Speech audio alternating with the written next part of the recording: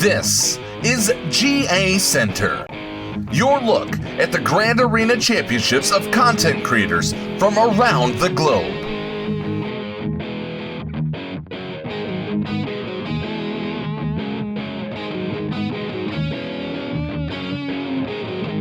Here are your hosts, Flair from Gaming Embers and the Nev from the Escape Podcast.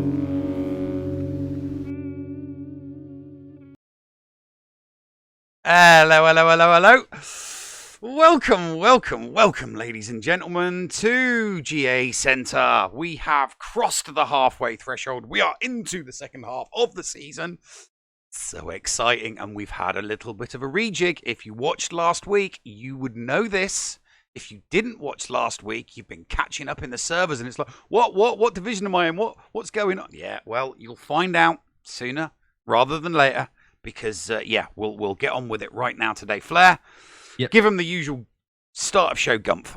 The usual showbiz. All right, guys, during the course of today's episode of GACenter, any follows, bits, subs, anything like that, we will recognize at the end of the episode. But we do thank you all, seriously, for the support that you will give us. Our lovely moderators in chat will be recognizing that. And, Neil, it has been... this is going to be a interesting episode. It is going to be an interesting episode. Yeah. We're talking about a season where we have 2 ship nodes now. Yeah. Mm-hmm. And that's changed some things for people. Definitely. Well, it's changed things for everybody in Div 2 or above. Yes. So you're going to see some different stuff, and you might hear some different reports. So well, let's get stuck into it because we have a new first break as well. Absolutely. We have a new first break, and then we've got a nice long interview with somebody from the Gambit crew, but I won't tell you until later on. But, okay, so let's bring it up. And we are starting off with Commander Cody. Commander Cody going 2-1 this week. Man, round 1, full clear one-shot, had no issues. He was way more efficient than his opponent. Round 2, he lost a Jedi Knight Revan mirror, but his opponent just could not get past his Padme at all. Round 3, he lost a Kira Nest duo versus the Shock clones, and unfortunately got full clear one-shot. Starting off the month with the 2-1 isn't awful, but it's definitely not the shiniest start we could have. Brain kill. I do have a new icon. I just discovered it today, so I'll be updating that so it's not just a big white B on a blue background. But, triple crowns are getting to be a good habit for Brain kill. Maybe you should go and check out his GAC and see what he's doing that works so well. And while you're there, learn how to caramelize an onion, or maybe perhaps learn basic pistol maintenance. Fun, interesting. Bulldog going 3-0. Classic Bulldog. Round 1 was a full clear one shot. No one showed up to play at all. Round 2, again, another full clear one shot. His General Grievous held for 2, and his opponent just couldn't get the full clear. Round 3 was a low scoring round, however. He had a 2-tap General Grievous, but the opponent only could clear 2 teams and couldn't clear his General Grievous. So even though it wasn't a proper full clear and one shot and everything, Bulldog still came out with a 3-0. So excellent job. And Infernum with a triple crown too. You're doing something right when you win every round with a flawless victory and you don't need Gas or Padme on defense at all. That or your opponents just don't know what they're doing. So, 6 of one, half a dozen other. It doesn't hurt, though, when your opponent can't make it past your Empire team in defense. So, 3-0, triple crown for Infernum. And there is Division 4. Division 4. There is no longer a Division 5, no longer a Division 6. They have been retired. And do note, during the course of at least this month, Bulldog is still operating in Div 5. However, there's only one person left in Div 5. So we're treating his scores in Div 4. So, but yeah, that's just a note to make. Otherwise, holy crap.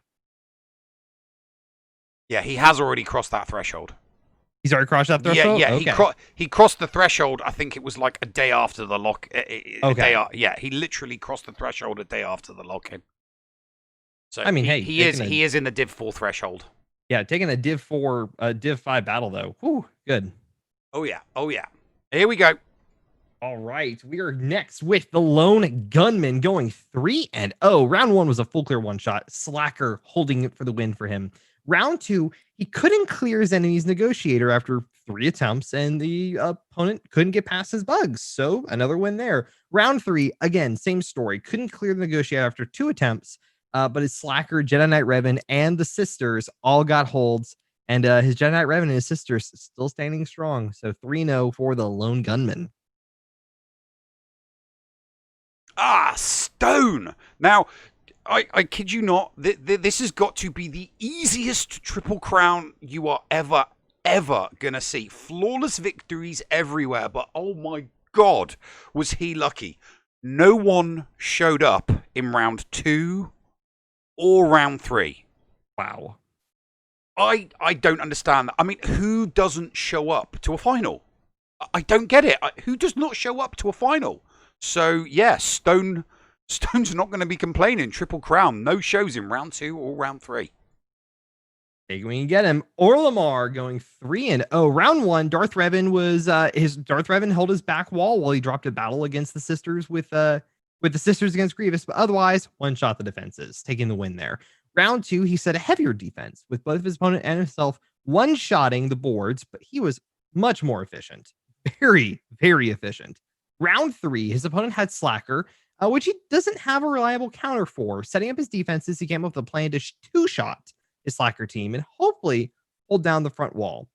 Both his front wall and his fleet held, and his opponent apparently kept his Slacker for offense.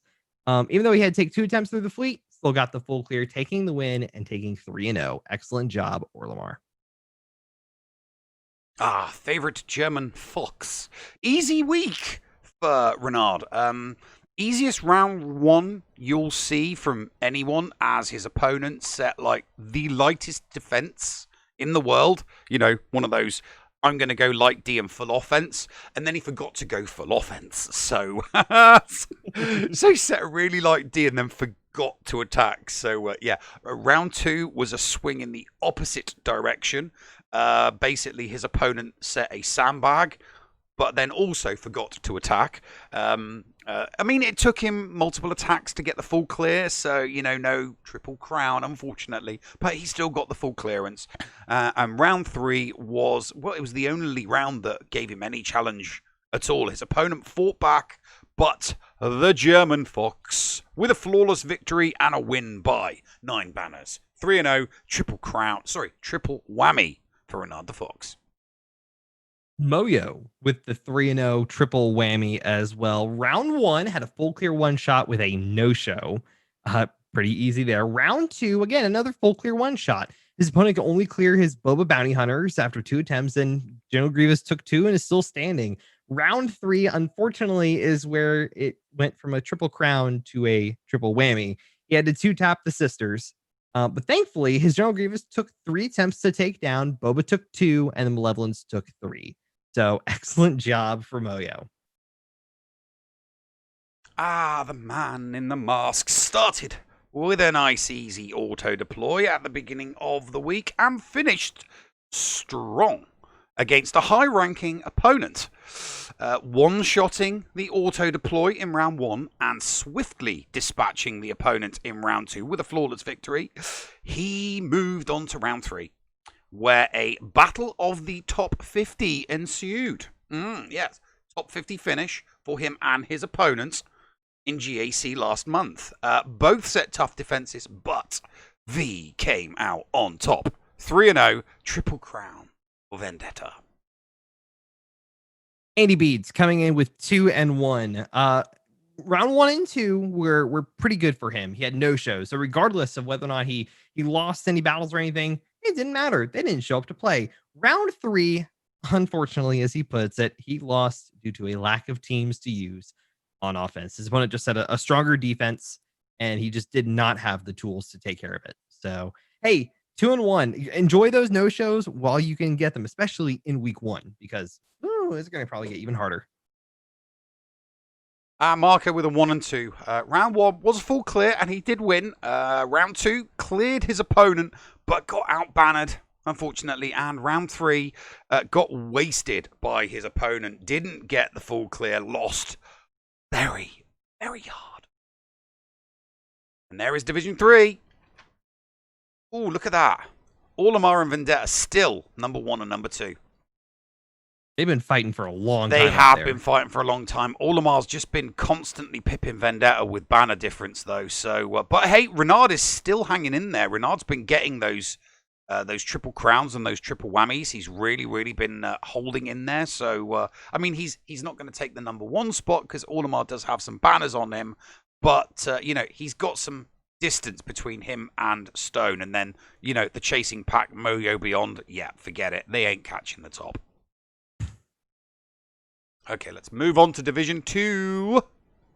All right, and in Division 2, we start off with Scribe going 3-0. Round 1, really straightforward teams for this one. A guy tried to hide Relic First Order in the back wall, but saved too much to offense for the win. Round 2, a bit more of a challenge this round, but nothing too strenuous. Nearly failed against the Padme team, but Darth Revan pulled through, had to 2-shot his bugs, but Fleet won him the victory. He one-shot his defense. His opponent in round 3 one-shot his defense with a pretty hefty score. Fleet once again won him the victory. Here's again 67 banners on each battle. Got some good wins versus some weak squads as well. Lil Gator. Could have, would have, should have. Gator. Gator. Could have been a triple crown. But he got cocky with a Wampa. So a lot of that going around at the moment. People getting cocky with their Wampa. Got cocky with his Wampa against a Rogue One squad. Got slapped in just over a minute. So it was not close. Flawless victories in round 1 and round 3, obviously. And still a triple whammy, but so close to a triple crown. If only you'd put in more effort with the Rogue One squad, mate. But hey, still triple whammy. Not going to complain. Wait, hold on. Did he actually clear ships this time? Yeah. Wow, I'm surprised. Yeah, it was the Wampa. The Wampa that was where he got cheat. That was where it screwed him up. It was just the Wampa. Anyways, on to Fart Mart. All accounts had much higher top 80 GPs than him this week. His ships were much better though, and that was the linchpin for him. Round 1, full cleared, and he could only clear his opponent could only clear the front 2. Round 2 was a win as well. He got a one-shot full clear on his opponent, and his opponent just never showed who would have beat the ships anyways. He said round 3, his Padme was sick, and he was 100% sure he was going to put Padme in the rear despite not showing on .gg anywhere. He was correct, and it was the best modded Padme he has ever seen. It crushed his Padme 10k higher, so he managed to use Nest to beat it. Left him short of taking out his triumvirate. Used 10 teams to eventually take it down, given the full clear. 3-0, 3 full clears. Pretty rare for him. Bomber with a 3-0, just a regular triple. Round 1 saw a full clear with his defense doing well, stopping his opponent at only a half clearance. But he didn't get the full clearance in round 2 because he just didn't have the fleets. He just did not have the fleets, and it's going to be a problem for some of these newer players coming into Division 2 not having enough fleets to be able to do a double tap or even a triple tap. So that's what cost him in round 2. But round 3, first time against a slacker.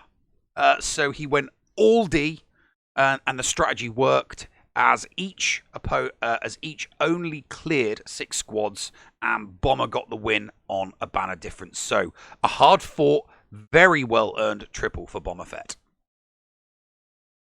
And Kate coming up with a 2-1, one of our bounty honeys. Round 1 got the win, got a full clear. Opponent was a no-show. Round 2, another win, got the full clear, and opponent got stuck on her Jedi Knight Revan team. Round 3, unfortunately, is where the loss came in. Opponent got the full clear, and she got stuck on the fleets. JKW with a 3-0, a hard-fought triple this week. took some heavy defeats in round 1 against Ewoks of all squads, and he couldn't clear the fleet in round 2. Took a pounding, like a serious pounding against Shakti clones in round 3. But hey, he still got the wins, and he still got the triple. No whammy, no crown, but a 3-0 is still a 3-0. Absolutely. And Geek Girl rounding out our Div 2 with a 2-1.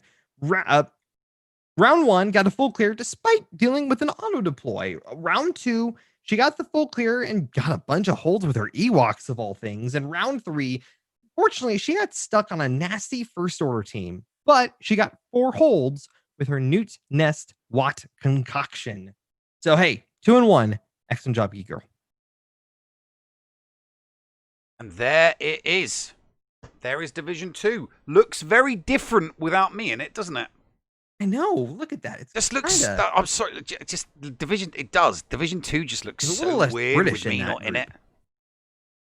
But I mean, hey, Fort Mort and Boma are going to be just fighting neck and neck for the next little bit. Because, yeah, but there's no. I'm not there, right? And neither's Yeti. So it was me and Yeti and Bomber and Fort Mort. We were the top 4. We were the kings. And look, we ruled the division battles. Look at the difference in round wins. I know. It's. Come on, realistically, there's no way Fort Mort is going to be in division next month. It's just not going to happen. It's going to be Bomber Fair at the top, and we'll just have to wait and see how quickly he climbs because he's at 4.3 million at the moment, so he's still got 200k before he hits Division 1. And I think he might, go for glory and just say, sod it, I'm going to stay in Division 2 until the end of the season and take the Division 2 title. And just own it. Yeah, exactly. He's just going to own it. That's what I think. Anyway, let's move on to the break. New break, new format for break 1.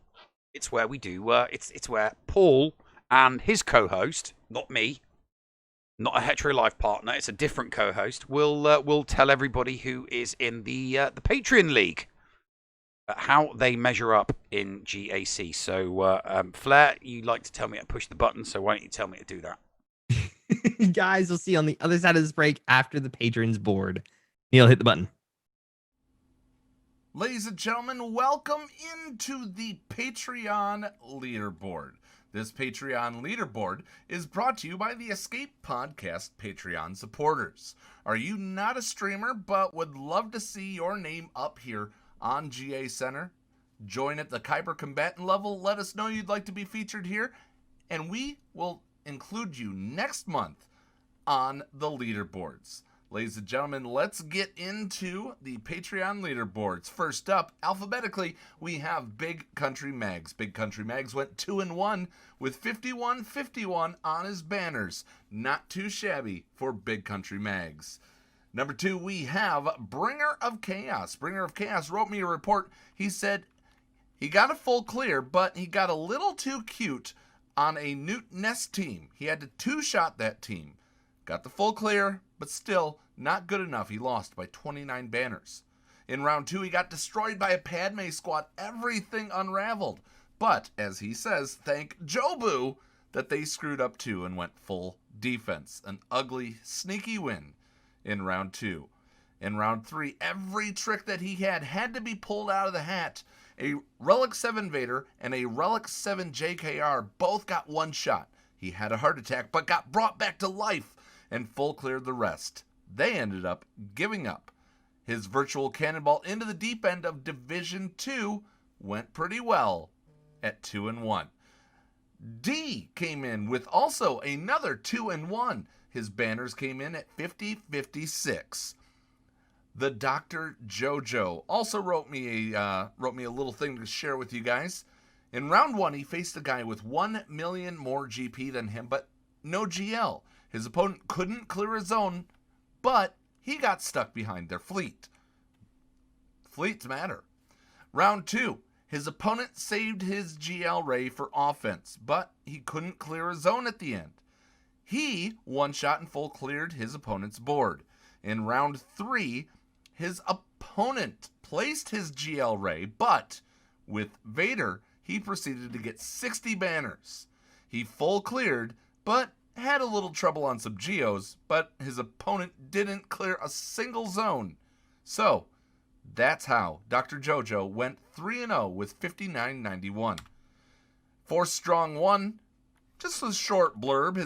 In round 1, his Night Sisters got 4 holds and didn't fall. In round 2, he didn't lose a single territory. And in round 3, his Ewoks prevailed, holding off the full clear with 7 holds.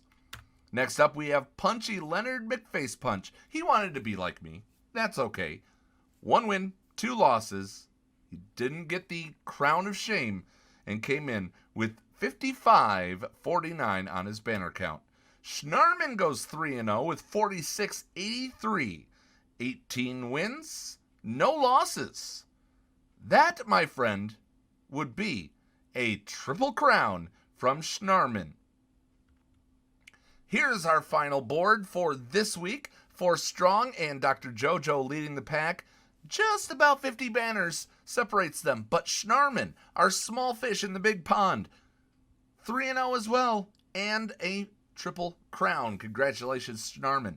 Bringer, Big Country Mags, and D all go 2-1. And Leonard McFacepunch, once again, wants to be like me. And that's okay. Joined by Newbie right over there. Thank you, Newbie. Thank you very much. We are very, very glad to bring to you the Patreon leaderboard every week. If you'd like to be on this board, go to patreon.com/theescapepod, and we'll get you in next month. We'd love to have you. All right, that does it for us this week. Now back to the Nev and Flair as they cover the big boys in Division 1. Take it away, boys.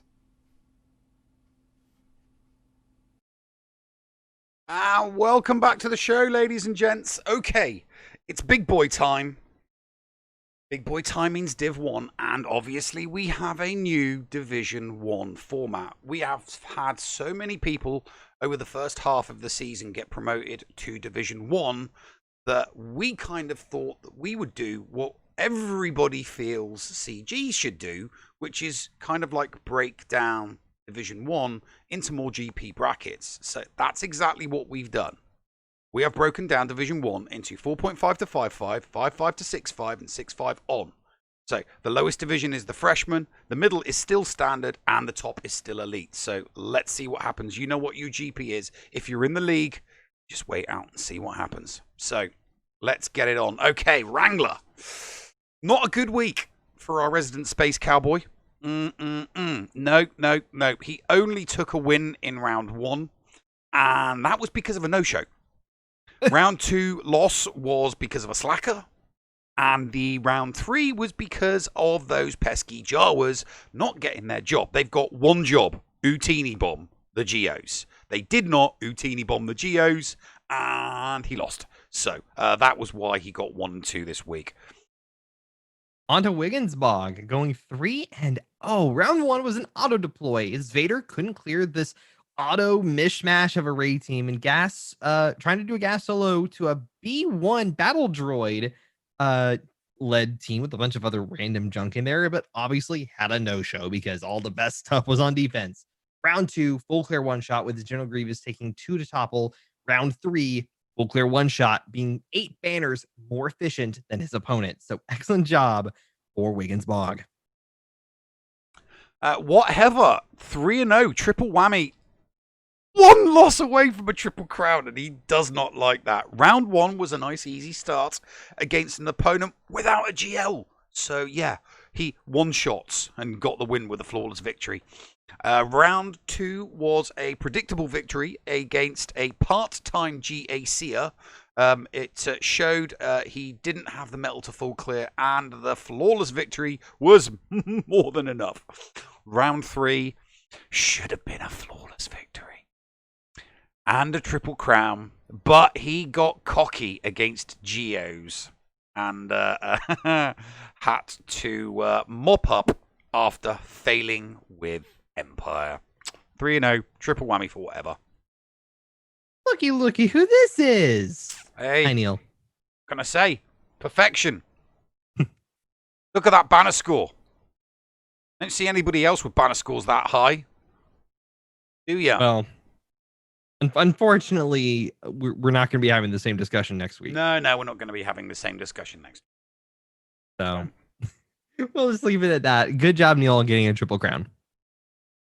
Okay, Spartan, it's showing blank. That's because we did not get any stats. We didn't get any stats from SWGOH.GG, who in turn did not get stats from CGs. We do know, however, that Spartan got 2-1. I have his reports. So after losing round 1 as a result of placing weak ships behind a Darth Revan and getting his board completely cleared, things got better. Round 2 was an RNG God save thanks to a part-timer auto-deploying. That they may be boring auto-deploys, but it's a win when you need it. You know, it really, really is a valuable win when you need it. And round 3 saw his Darth Revan do his job on this occasion and protect his fleet, which again was weak. On the other hand, his opponents served up taters and gravy, and Spartan licked the plate clean. All right, on to Jigabachi going 2-1. Not as spicy of a report this week. Win number 1 in round number 1. Auto set defense was easy to clear. Fleets, not so much. Round 2 got a full clear with a skunked battle on fleets. His opponent never attacked. Unfortunately, round 3 was the loss. GL Ray, the cancer, this power creep. In order to beat a GL, he needs to remod to do so, and he had to choose before the round started. So he flipped a coin. Ray, Kylo, Ray, Kylo, and modded to beat Kylo. He got Ray and lost. And he knew it on the start of the bracket. Nothing changed. And yeah, unfortunately, GLs didn't add anything to the game. Scratch that. It added frustration for him. 2-1 for Mr. Jigabachi. Ugh. Rand B. 1 and 2. Why do you do this to me, Rand? Round 1 was so squeaky and close. It felt like nails to a chalkboard. But he got the win secured 1,279 to 1,116. I mean, just uncomfortable, sloppy. Nails to a chalkboard. Round 2 and round 3, though, I mean, oh my. Wade measured and found wanting. Outbannered by fine opponents who just were not taking any crap at all. 1 and 2 for the week for Ramby. On to Biscuit Weasel. Bisweeze. Round 1. Lost the Wampa solo to round 1. To the Rogue One. Sorry, not round 1. Opponent could only kill his Newt Separatists, and that was it. Round 2, he had 4 losses to Slacker. Not a full clear, unfortunately, and his opponent took 2 battles against Newt Seps and Padme. Round 3, he was on the losing side, unfortunately, of a full clear efficiency battle. So 2-1 for the Biscuit. Bitcoin with another 3-0, still the only person ever to lose to his girlfriend. Round 1 was won very efficiently by 30 banners. I mean, my God, this guy is efficient. So nothing unusual there. Round 2 was his first double GL in 5v5. He did some testing in Squad Arena. And as you'd expect, he came back and cleaned his opponent's clock.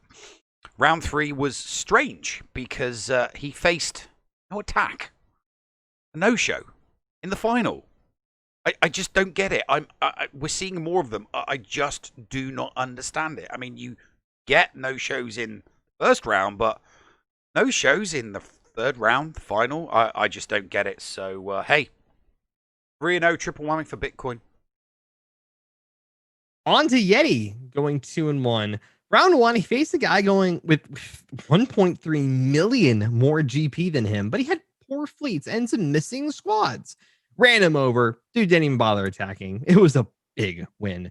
Round 2, next opponent had 1 million more GP than him, but was missing a few squads as well and set some strange defenses. There's a pedestrian kicking for his defenses and got stuck on Yetis. Another big win. Round 3, really great opponent with great modding, and he attacked first, setting a good score. It was shaping up to be a very exciting GAC until he took his slacker in to fight his, and the game crashed. Instant loss right Ouch. there. He was super tilted, went right in another battle and blew it. Cleaned up everything that he could. We had nothing to beat Slacker, but nothing would have mattered at that point because he needed to one-shot the board. And he finishes us off by saying, "Fix your game, CG." And there is Division 1 Freshman. And as you can see, Bitcoin is at the top. What do you expect? Bitcoin is in the 4.5 to 5.5 million threshold. There's a lot of people that are in this 4.5 to 5.5 threshold. We know that it is easier for people that are in that 4.5 to 5 mil threshold to do better and score. So, you know, mixing them with 5.5 to 6.5 people isn't really a true reflection of how matchmaking is. So, you know, we've wanted CG to do this for ages. We're doing it. So you got Bitcoin number 1. And look who's at number 2. That would be me. I'm at number 2. You got a lot of ground to cover, though. I know. I mean, come on. I'm under no illusions. I am never, ever, ever catching Bitcoin. My best chance is for Bitcoin to hurry up and go above 5.5 mil GP. That's what I'm kind of... Put it this way. He will go above 5.5 mil GP before I get anywhere near his round. Here's the problem, Neil. And we'll see it next week. Yeah, we will see it next week, but it's not going to be as bad. It's not going to be as bad. Depends how other people do. Okay, I might only be 1 or 2 rounds behind the people ahead of me. It's not going to be that bad. As you can see, Spartan's in red. We will update his record a little bit later once we get the details. But hey, we'll just have to wait and see what happens. Because I reckon, give it a month, Bitcoin will be in the next division. And Fartmark, get your ass into this division. Daddy wants his rival back. Okay, let's move on. It's Ranger Danger. Ranger Danger. Ranger with a 2-1. Round 1 saw the master of the Khyber destroy a former president of the United States. Maybe he was drinking. He clearly didn't know who he was dealing with. Round 2 saw an easy win against an Italian plumber. Clearly missing the warp zone and falling to his death. Round 3, though. Round 3. He lost. He didn't follow his own mantra. Life is Khyber. Khyber's life. Oh, and if you don't understand what I'm talking about, his opponent in round 1 was literally called W. And his opponent in round 2 was called Mario, hence President of the United States and an Italian plumber. So, there you go. I'm trying to be amusing. On to Scorch the Hoss. 1 and 2 this week. Round 1, lost 9 battles. 4 of them to a GL Ray, 2 of them to GG, 1 to Django, 2 to CLS, and only got a single hold with his General Grievous, unfortunately. Round 2 was a full clear one-shot, though, and he was more efficient by 12 banners. Only to come back around to round 3. His CLS timed out against Newt Seps with Nest and Wampa. Jedi Knight Luke lost to General Grievous. Gas couldn't finish it up either. And he unfortunately got full clear one shot. So 1 and 2 for Scorch the Hoss. Paul with a 1 and 2. Bit of bad luck, bit of cheekiness. I mean, round 1 saw a nice victory. And Paul's very, very strong fleet scared his opponent to death. And yeah, that's what got him the win. Round 2, however, saw his fleet not scare off his opponent. And he got out-bannered. So the scores were even, 1-1. Round 3, though, saw a loss due to being cocky with a Wampa. There's a lot of that going around at the moment. People being far too cocky with their Wampa. We've all done it. You know, we've all done it. Because Wampa is at Relics, people, doesn't mean it's going to one-shot everything. We have all done it. Sometimes we get away with it, and sometimes we don't. And on this occasion, Paul did not get away with it. 1 and 2 for the week. All right, and we're moving on to Mud Bum going 3-0, bumming it up in style. Match 1. Full clears opponent with 1 shots while he tripped up and couldn't clear his geos. Cheery fella though, and nice to chat with. Round number 2, narrowly escaped with a win. He was up against a high tenacity Ray Malik combo, but Vader under Thrawn was able to get it done. However, Resistance losing was the theme of the day as JTR failed miserably against First Order, giving him a narrow 3-point win. Round number 3, defense was light, but his opponent only had an ultimate-less Supreme Leader Kylo Ren. He saved all for offense, but had to 3-tap Mudbum's Ray, and he one-shot the defense, so the victory was assured. That's no Moon with a 3-0 triple whammy. Moon has a GL now. Moon has a GL now. Definitely helped him. Definitely helped him to a triple whammy this week. Round War saw his opponent stumble on his new shiny Slacker toy. Round 2 was more of the same, really, as his opponent tried to outbanner him and failed miserably. And then round 3 was another opponent who likes to go hard on offense, but again was found wanting in the efficiency department. Triple whammy for That's No Moon. On to Macias, rocking it out with a 3-0. And as he put it, weirdly weak opponents this week. One all with Luke requirement, except Mothma and Chupio at the relic levels. Despite not sandbagging his roster for GC and having no GLs, still winning. Don't be afraid to play real opponents. Don't be a GA coward. 3-0 for Macias.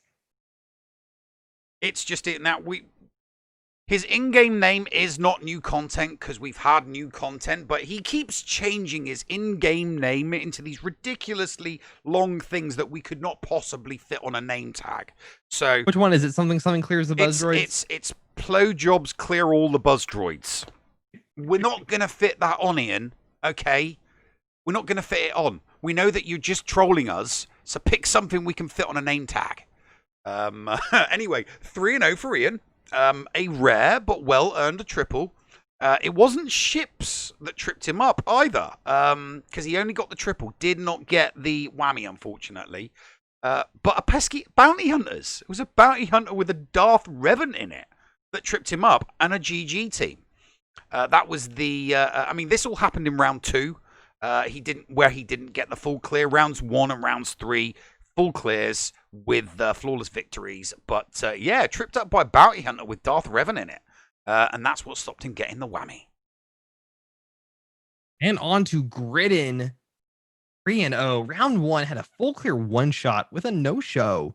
Round 2 again, another full clear one shot. Opponent tried once against his Slacker and General Grievous and just kind of stopped.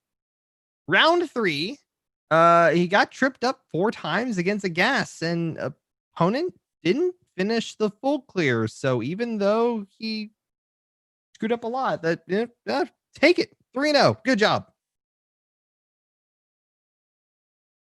Thaddeus, 1 and 2. Slacker is a real son of a Gundark. No offense, Leia. He held Thad twice, Slacker, so he's really, really not liking him at the moment. Round 1 saw his traditional defense crumble. Round 2 saw his C-list defenses get bitch slapped.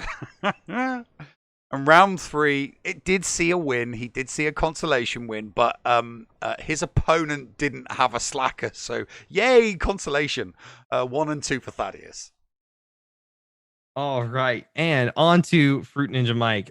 Man, he is back in action. 3-0. Round 1 definitely pushed to the limit. Opponent went light on defense and only won by a couple of banners with a full clear. Round 2, heavy defense, so he did not get the full clear, but he got the win. Round 3 was a win as well, but against an RSG fan. So shout out to Captain Cobra. Full clear for him versus some thought-provoking defenses. But he got stuck on Darth Revan. Excellent job. 3-0 for Fruit Ninja Mike. end all be all, the master of GAC defense. Like, literally, there is no better person at defense when it comes to this. And that's what makes this week even more interesting. Standard wins for Endor in rounds 1 and rounds 2, getting the wins and getting the holds, stopping his opponent from clearing the territories as he usually does. But then came round 3, and his opponent was so good, everything changed. 486k lifetime score from his opponent forced Endor to go full offense. Full offense, everybody. If you want to see Endor go full offense, you've got to go check out his channel, because it's a very, very rare occasion. Oh, he went for an efficiency battle on full offense. Each opponent full cleared the squads, and it all came down to fleet. Endor secured the win by banners. 3 banners. Go and watch that match. It is impressive. It is Endor completely outside his wheelhouse, having to go full offense and then entering into an efficiency battle. Go watch it. Very entertaining. Get your pickles out. It's Finn. 3-0. Round 1. Definitely Pickles out. Pickles out. Yeah, so oh, you know what I have actually done? I have read Finn's report for Ninja Mics. Wow. How many times I'm have just you realizing did this that? now. You've done that a couple times now. I've done this Naughty. a few times. Anyways, round 1, he was pushed to his limit. Give me and won with Karen. a couple banners. Round 2, heavy defense. Still got the win though. Round 3, win against an RSG fan. Shout out to Captain Cobra. Got stuck on Darth Revan. I'm sorry, Finn. Well, it's strange because normally we'd blame Finn, but we can't really blame Finn for you reading not Finn. So Yeah. Get Karen later. I want to talk to your manager. Okay. Okay, DPK 2-1. Now, round 1 was lost, so round 1 was kind of lost. DPK got cocky. Naughty DPK. When you play with Imperial Troopers, you're playing with fire. But the comeback was sweet, with a full clear in round 2, having placed a heavy D, and a full clear in round 3 with a banging score of 21-25. Good, fun week for DPK. On to DB Official, rocking it out with a 3-0. Round 1, hit a full clear one shot. GG and CLS with Chupio getting the holds. Round 2, he had to 2-tap a CLS Chupio team. And unfortunately, had to 2-tap there, but he did get holds with CLS and Drebin. Round 3, had to 2-tap a Drebin with the General Grievous snagging 3 holds. So excellent job for 3-0 DB Official. Cubs had a tidy week this week, kicking it off with a round 1 win. Could have been a flawless victory were it not for a pesky Jedi Knight Luke. Took a couple of losses there, unfortunately. Round 2 saw him lose to the Gunners. The account he was playing was called Arsenal. Arsenal are referred to as the Gunners. For anybody listening in the UK, you know what I'm talking about. Now, the weird thing is, he got past the Galactic Legends Ray, but he couldn't make it past the Bounty Hunters. So weird. Man. So he got past the GL Ray and then lost it to a Bounty Hunter team. So, bit weird. Round 3, though, saw a fine win with a flawless victory as he learned from the errors of the week and did not repeat them. 2-1 for Cubs Van Han. And rounding out our standard division, we have Black Mamba. Round 1, full clear one shot. 29 banners more efficient than his opponents, getting a full clear one shot as well. Round 2, again, another full clear one shot. Chimera snagging 2 holds. And round 3, another full clear one shot with his Drebin snagging 9 defensive holds and still standing. That's a triple crown for Black Mamba. Division 1 standard has a top and a bottom because the majority of the competitors in Division 1 are between 5.5 and 6.5 mil GP. So, still puts Scorch and Paul At the bottom, I mean, they're kind of used to being at the bottom of a division table, so no real change there for them. That's not me being nasty. It's just an observation. It's just an observation. I'm not being nasty. It's just how the cookies crumbled right now. Yes, that's just the way things are at the moment. But obviously, it is the top of the bottom of this one. So if we look at the top, you will see Fruit Ninja Mike is still kicking it at the top of a division. And that's where the fight is for this division now. It is between Fruit Ninja Mike and Endall Beal. I do not know off the top of my head how long it will be before they hit that 6.5 million threshold. I think they're both around 6.2, 6.25, so they're probably only a couple of 100K away. My guess is they'll both be going for these new GLs, and if they get both these GLs, we'll probably see them in the Elite Division very, very, very soon. But that's the way it looks at the moment. And it's pretty tight there at the top. Fruit Ninja Mike, Endall Beal, and Finity all within 1 round of each other at the top. So let's move on to the big, big, big boys. And as a reminder for everyone in chat, this is based on the GP, so he is not at the threshold for how we cover it. All right, That's you're on to the next one. Zareth. 3-0, triple crown, no losses in that box. Clean sweep for Zareth this week. Round 1's opponent was called Booger. Sorry, I just thought it was funny. That was the only thing that was, interesting about round 1. Round 2, though, was a rematch against a TI opponent looking for revenge. Didn't get it. Still, he had to be creative with his clearing, but he did so flawlessly. Round 3, though, was where the experience and the skill showed. His opponent had not been cleared in 6 weeks and had a lifetime banner score of 462k. Zareth cleaned his clock and held his defense to finish the week 3-0. Triple crown, flawless victories abound. While Zareth was enjoying his 3-0, Solo is having to lick his wounds with a 2-1. Round 1, faced a direct rematch from the last fight and got his revenge. Won by 2 banners when his opponent only got 51 banners against the Admiral Akbar fleet. Round 2, full clear 1-shot. Opponent also full clear 1-shot, but was inefficient by 25 banners. Round 3 is where tragedy strikes. Opponent placed a GG, Nuke, Gas, Padme, and both GLs on defense. He had to stretch and use Vader lead to beat GG. Then Old Ben didn't land an ability block on Supreme Leader Kylo, and it was over. Moral of the story, GO should never be placed on defense, according to Solo. Rambam.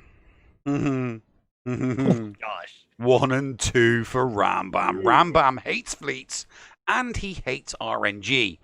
That is all he has to say.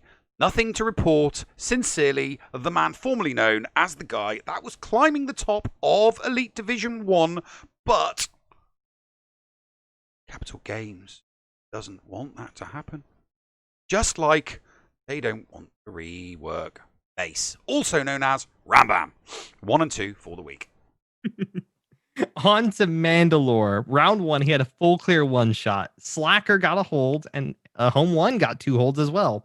Round 2, he had to 3-tap Bug Team, 2-tap a Slacker, and his opponent only 3-tap Slacker and was more efficient. Round 3 had to 2-tap Array with his Mon Mothma, Slacker, and Home 1 all getting holds, securing him a 2-1. Great job, Mandy. Lazy Turtle. Round 1 killed it on everything. Killed it. Put the big boy fleets on defense just in case, but he killed it round 1. Round 2, way too much thinking and not enough doing in this round. Outplayed himself and got 1 shot. Even his meta fleet defense got 1 shot. Round 3 was a full clear, flawless victory. So sweet with the 1-shots and the Slacker and the GL Ray. You'd think that Turtle would be happy with 2 and 1, and that no, his opponent didn't fight back in round 3. He got upset because he did so well and he wanted to see his opponent fight. Again, a round 3 opponent not fighting. So Tough turtle, but you got 2 and 1. Absolutely. On to Klesso. Number one, we get to we'll go ahead and just say it now. In the after this, you're going to be able to hear from Klesso about how this week has been and what it's like to start in a new month with 2 ships on defense. But anyways, Klesso just killed it this week. 3-0, triple crown. All 3 rounds, full clear one-shots. His Mon Mothma, General Grievous, Treya all got holds in round 1. Round 2, Drebin got a hold. Round 3, GG and a random shock team, mishmash team got holds on defense. So excellent job for Klesso.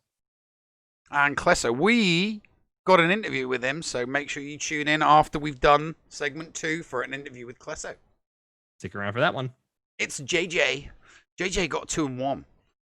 Wonderful start to the week, scoring a flawless victory. Always nice to get a flawless victory in round 1.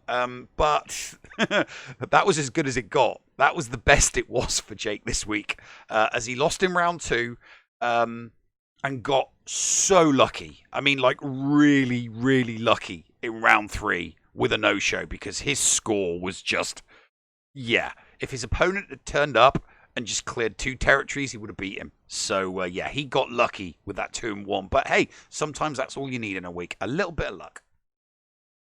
A little bit of luck. Indigo with a 2 and 1. Round 1 was a full clear one-shot, and no one showed up to play. Round 2 was a full clear one-shot as well, with his Slacker, CLS, and JTR all getting holds. Round 3, Drebin took 3 to take down. Lost to Ray and just couldn't get the full clear. And unfortunately, he got full clear one-shot. So 2 and 1 for Indigo to start off this month. Heinze. We all thought that Heinze had turned a corner last month and was starting to get better. And in round 1, we saw this. I mean, his opponent didn't show, but it was still a good win. And then in round 2 and 3, we saw improvement. Just no victory. Round 3, an example of the work needed on his fleet. But wait. Do I see 2 GLs on the horizon? Oh, yes. Heinze is ready right now for both the new GLs. Oh, so it's gonna be stupid. Watch out, boys and girls, because the Aussie Adonis is coming with 4 GLs next month. God almighty. Dylar, 2 and 1. Thought he had it this time. Round 1 was a full clear one-shot, and his opponent failed on GL Ray and then just crumbled from there. Round 2, again, another full clear one-shot. Easy win. Opponent didn't even attempt his GL Ray. Round 3, one wrong choice caused him to lose against the JTR. Had he just used his JKR first instead of getting cocky and wanting a bounty hunter's kill, he would have tied and he would have won by GP. But a man must live by his choices. C'est la vie. And here comes the Grand Admiral. Arnold, a technical 1-1-1 for the Grand Admiral this week, because one of those was a draw, and I will explain which one. Round 1 saw a win, but not before he had to dig deep and double tap both opponents' fleets. But hey, when you're a Grand Admiral, you're going to find fleets needed. Last post for Colonel Stark, his sacrifice will never be forgotten. Round 2 saw both opponents fail to reach each other's fleets, both rosters getting stuck behind each other's GL Rays, but the resulting tie was broken by the experiences and might of the Empire's most decorated Grand Admiral since Thrawn. Oh, and better GP. Round 3 saw defeat as the Grand Admiral's fleets blasted to bits, unfortunately. They tasted turbo lasers. Even the mighty Thrawn couldn't have passed the rebel scum. Grand Admiral had to settle for 2 and 1 for the week. And finishing us out tonight is Ando. Rambam's not going to like that. Huh? Rambam's not going to like that score. 2 and 1. Round 1. Opponent couldn't full clear him. Round 2. Opponent couldn't full clear him. Round 3. Game crashed as he was trying to load up the fleet. Yeah. This one was stolen from him. 2-1. So Rambam got lucky then, basically. Yeah. Oh, God, Rambam. Okay, let's have a look at the table. There's the Division 1 Elite. Rambam. Ando's catching you, buddy. He's coming for you. That lead that you had, you totally lost it. But obviously we have a top. It looks different because obviously we weren't cramming so many people into the top. So Klesso is the leader of Elite Division 1. Until, of course, Mike gets promoted. Yeah, Klesso's got time to really, really build up ahead of steam, clock some wins before Mike gets promoted and he crosses that 6.5 mil GP threshold. Going to be interesting. Rambam, though, oh, God. Rambam, you had a 2-round lead on Ando. You had 2 rounds on him. You've blown it. I mean, you were ahead of Dylar. Dylar's gone back ahead of you. You know, I mean, even Arnold's creeping up there. I mean, obviously, we've got the 3 guys at the top. So, you know, we've got a 34 and 2 33s. Klesso, Zareth, Solo. I mean, the Gambit crew are just ruling this division. They are absolutely ruling this division. So, and no doubt, as soon as Endor gets promoted, he'll be up there as well. So, yeah, the GAC are ruling the Elite Division GAC right now. So, yeah, this is getting ridiculous. And absolutely, oh, good Lord. Go and watch their content. They're there for a reason, guys. You know, if you're watching and you want to do better in GAC, go and watch them. They're there for a very good reason. They know what they're talking about. They know how to GAC. But man, that is it for our coverage this week. Mm-hmm. So hey, I think we mentioned we have an interview. Yes, we do. We have an interview with Klesso, so you got to stick around for it. Absolutely, guys. On the other side of this break, we are going to be talking to Klesso of the GAC, and we'll talk a little bit about that and everything.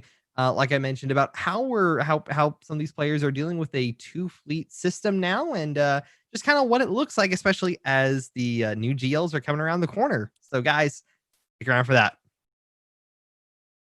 Are you a member of Team Paul or Team Neil? Maybe you prefer story time with the llama, or dabble in the buttery side of the force with Biscuit Weasel. Or maybe you like the escape pod talents from down under like Heinzie and Scotty. No matter who you support, you can get one of my designs from the Escape Podcast merch store. Just go to escapepodcastaways.com, click on the merch link, and it will take you to the TeePublic site where you can support me, Mrs. Anthony, also known as Critty K. Also be sure to check out the Mrs. Anthony Shirts channel on the Escape Podcast's Discord server weekly to vote for my latest shirts in the Design Derby on Woot. Links for both of these are down below. Thank you for supporting the Escape Podcast.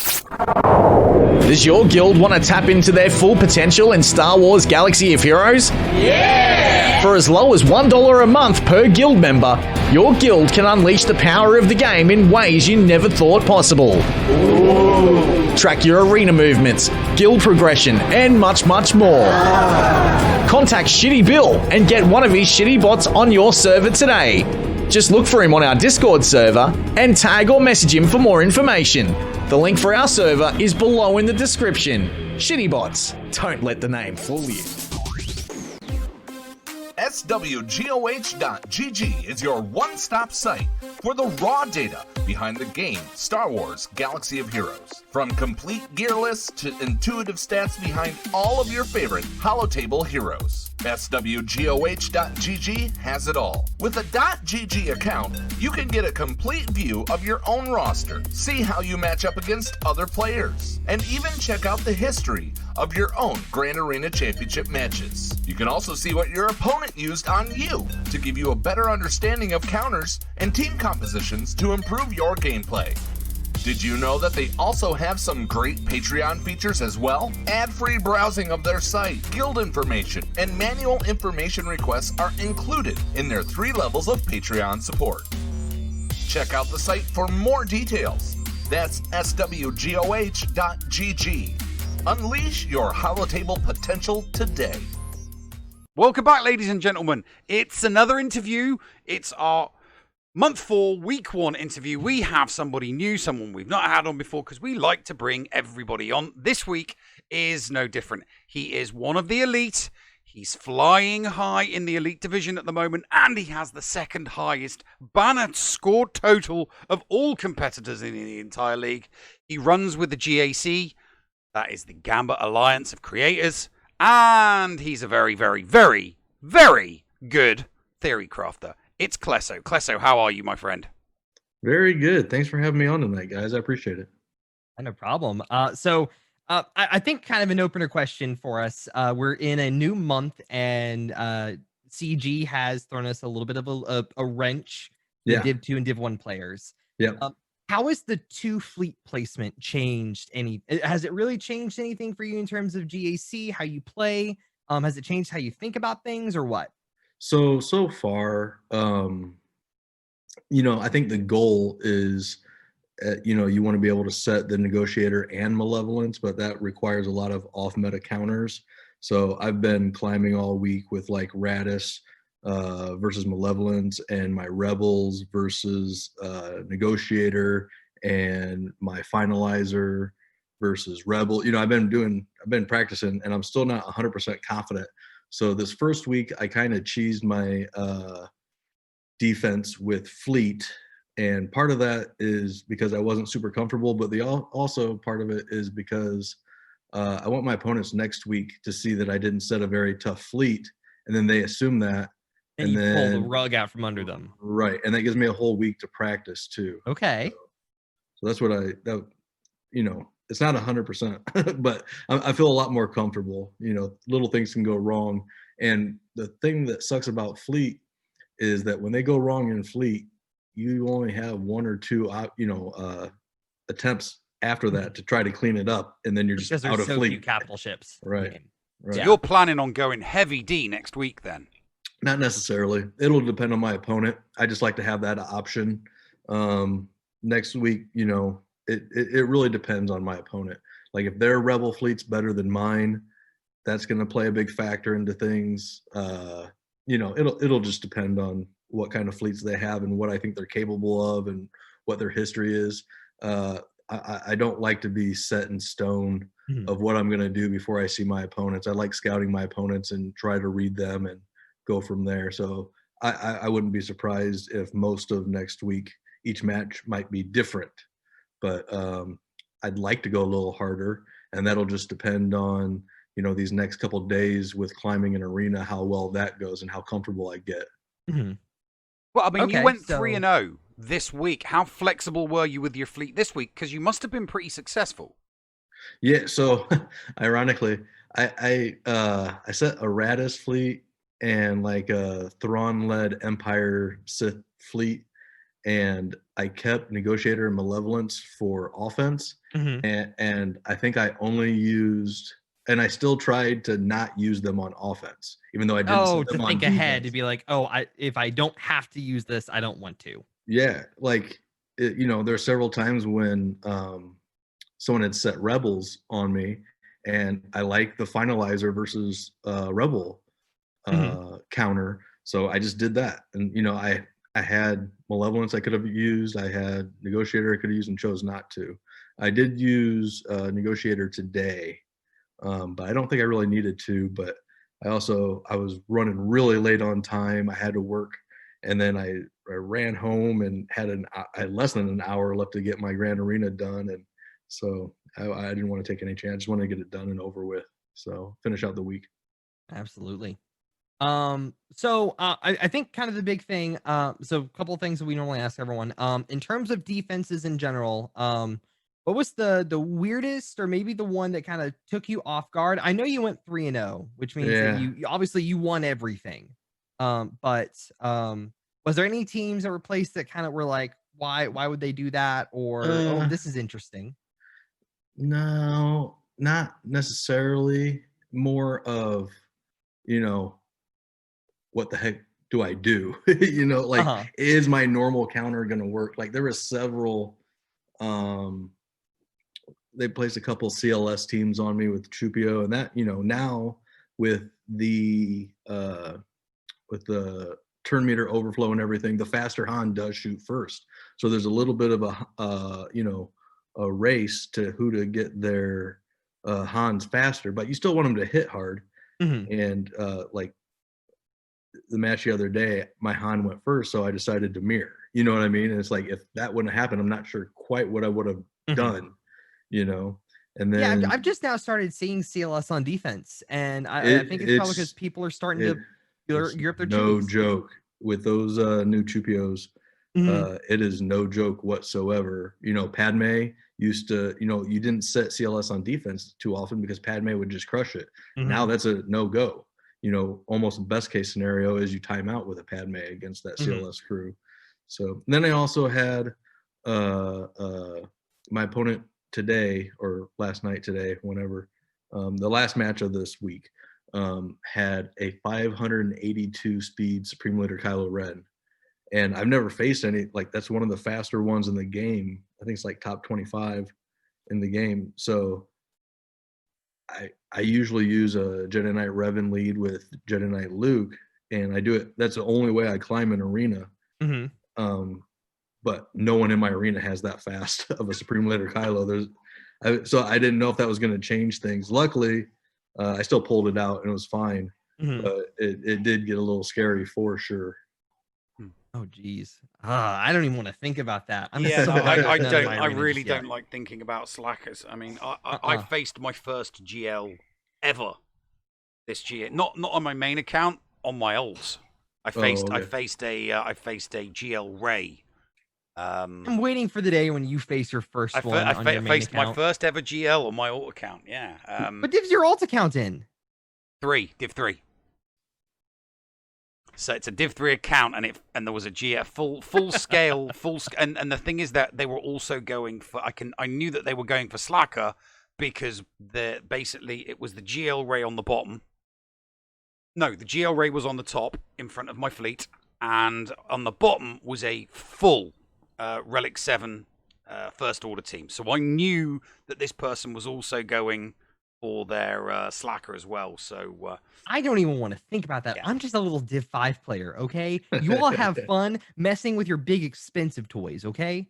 yeah, I saw the GL Ray and thought, yeah, I'm not even going to try it because I do not have a counter. So I literally I threw a couple teams at it. I thought I'll keep a Jedi Knight Revan, I'll keep a CLS, and I'll keep something else, and I'll just throw something at the wall and see what sticks. But you face them like all the time. Yeah, I mean, it's pretty rare for my opponent not to have both Galactic Legends and Jedi Knight Luke at this point. And then, after next week, I expect almost everyone to also have, either Jedi Master Luke or Sith Eternal Emperor or whatever his name is. Grandpappy Luke or Emperor Right. Wrinklebags. Yeah. That's what I'm calling them right now. Yeah. I think Zareth calls him Grumpy Face Luke or something like that. Well, I mean, I do know that Heinze is ready for both of them. So, good really? lord. Yep, Heinze is ready. Literally, I mean, he posted it earlier on today. He said that he is ready. So I think he will be the first of our competitors that's in our group of competitors. I think he'll be the first to get them both. This is ridiculous. But the thing is, I think Mike is getting ready as well. He's really close to being ready for Jedi Master Luke. I'm like, what the heck?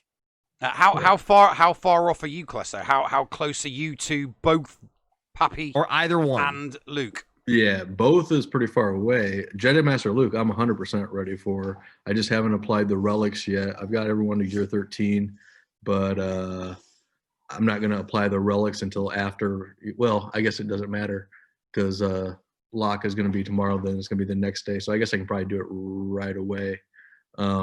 Right when you lock in, basically? Like after you lock in, just jack everyone up? Yeah, because you don't want to apply all those relics and not have the character you apply the relics for, then have a crazy matchup. Oh, That yeah. would make That'd be no awful. sense. Right. Yeah. So that's the theory behind that. So I've got everything hoarded. I've been hoarding relics. I've been hoarding gear.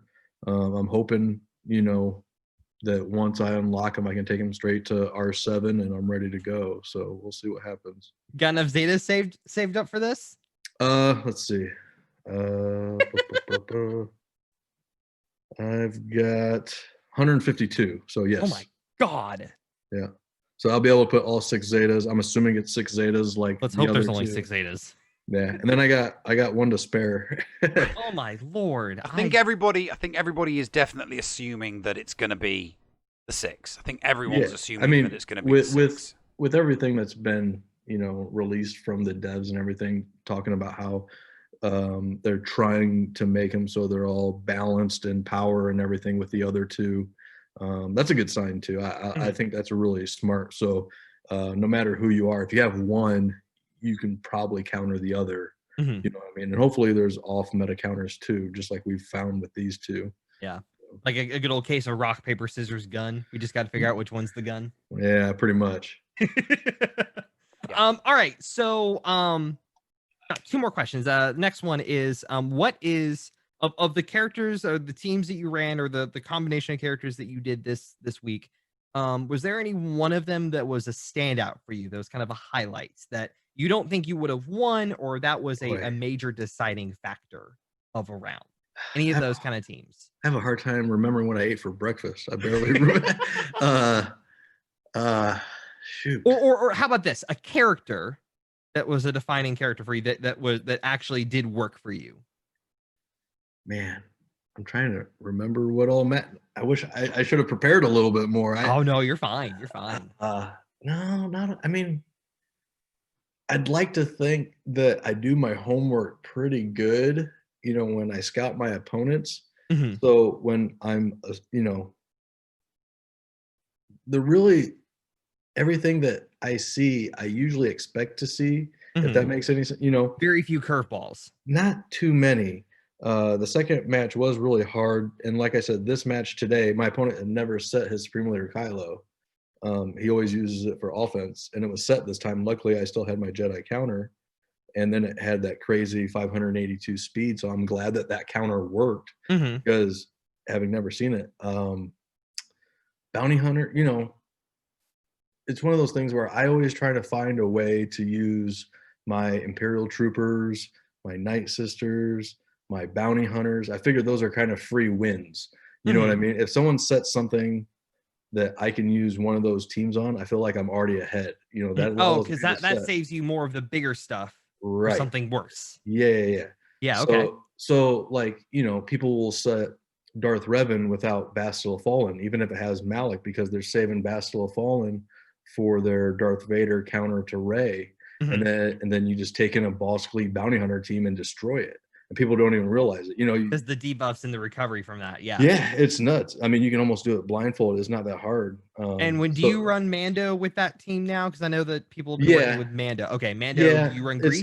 It's not necessarily. Grief is good, maybe better than Mando for that specific lineup.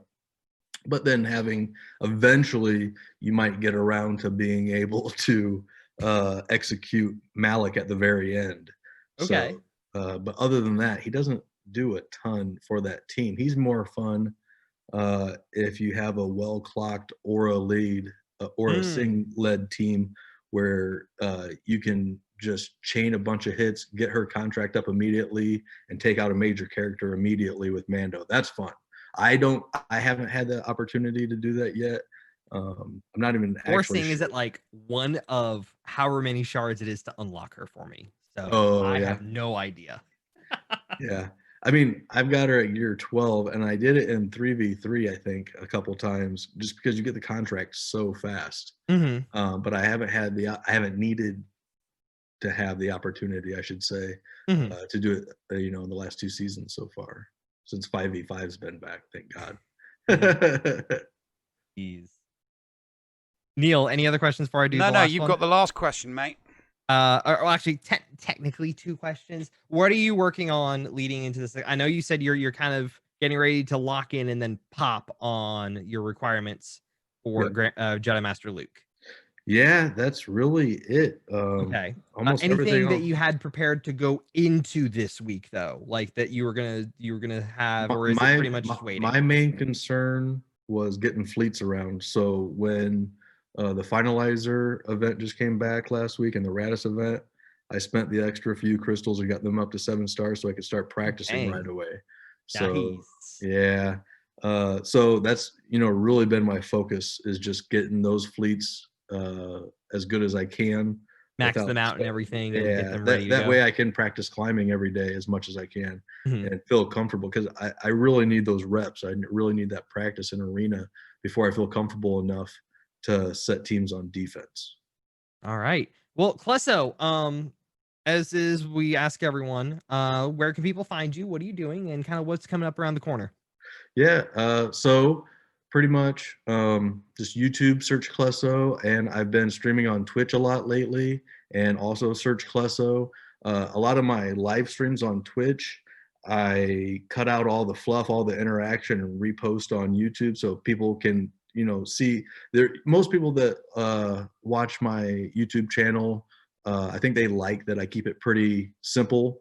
I get my Short and battles concise. in. Yep, I get it in. I get done, and call it good. And Twitch is just not that format. There's a lot of for fun. interaction, but it's so much fun. I can't tell you Yes. how much fun it is interacting with all my buddies, and then not just my buddies, but random people that come by and say hi. It's awesome. Mhm. But I don't know if that makes the best YouTube video, so I cut a bunch of that stuff out, try to make it concise, and repost it to YouTube. I was on the Kyber Council. I don't know if you guys have seen that. Yes. I was one of the first guests on that. My buddy Fatal, aka the Playbook, and Keen. They're putting on a monthly show called the Kyber Council, kind of in that in between week between Grand Arena seasons. Mhm. So I was lucky enough they asked me to be on that. So I was one of the first guests. I'm not sure if I'll be back or not, but that's a good thing. My buddy Yeti, I don't know, you guys know Yeti. Mhm. He has a phenomenal new show called Strat Chat. He's had a Yes, couple I've heard about episodes. this one as well. It's very good. Everyone is doing their own little shows now. Yeah. So he actually had me on last week. We spent a good hour and a half just riffing. It was amazing. It was great. We had such a great conversation and everything. We wrap it up, and he realized it didn't record any audio. Oh, no. Oh, that's awful. Yeah. Oh, that's Yeah, Oh but- my gosh. It was really good. He said there's some Windows update and it borked his OBS settings or something to that effect. I yeah, feel bad for him. I know. I've been there. Yeah. I have been there. I know what it's like, and it's painful. Yeah. It's like, holy, I felt so bad for him. I don't really care about me, but it was really good. We had such a great conversation, and it just sucks that no one will get to hear that and everything. We're gonna get back together again, but it's hard to find all You can't the do time. it. You can't do it real. Yeah. It doesn't feel the same way as a Right. first take. Yeah. Right. So, all right. Yeah, Awesome. that's it. All right. Any other words, Neil? Anything you want to ask? No, or just anything thanks you for wanna- coming on, mate. It's been great having you on, and yeah, just keep going for those banners, because Yeah. I'm chasing the same title that you are. We Well, are no- going to have a title at the end of the season. Most banners, obviously, the league is going to be decided by round wins, but there's still going to be a trophy to the person that scores the most banners at the end of the season. And right now, we're it's coming up you with and the me, little number things. 1 and 2. I'm Like, gonna Thaddeus make, Friendly is I'm the gonna best make a guy. prediction right now that it will not be me. I accidentally collected a feat and snuck into Chromium next week. Right. You've got a tough week coming up, So Carvel. there's a good chance I win maybe one match next week. jeez. So we'll see what happens. Hopefully I can keep my head above water, and all the fleet stuff I've done, maybe that'll save me. We'll see. We'll see. All right, awesome. Hey guys, seriously, Klesso, thank you so much for joining us. It's been Yeah, a thank pleasure you. talking to you. Guys, on the other side of a couple of clips from Klesso, we will get to our thoughts and acknowledgments for today's episode of GACenter. So, see you on the other side. Another Force Crush. Let's get that taunting tech over there. Fracture Ray.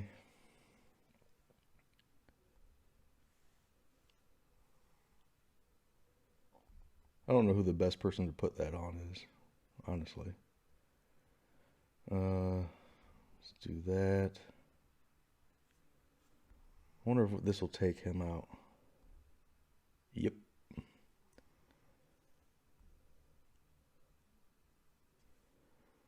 I think we can do that. That.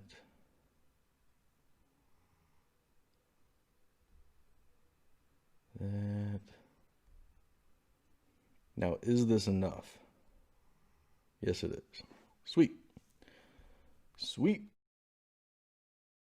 Welcome back to the show, everybody. It's thoughts and acknowledgement time. I don't know why there's that half a second delay on the cameras coming up whenever I switch to this scene, but for some reason it does it. Not my fault. I blame Finn. So yeah, I hope everybody is. I hope everybody's enjoying the new division format.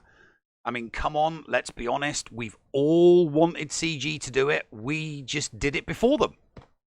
It's just, we just did it before them. We've all said that we would like to see Division 1 broken down into smaller divisions, and, we just beat them to it.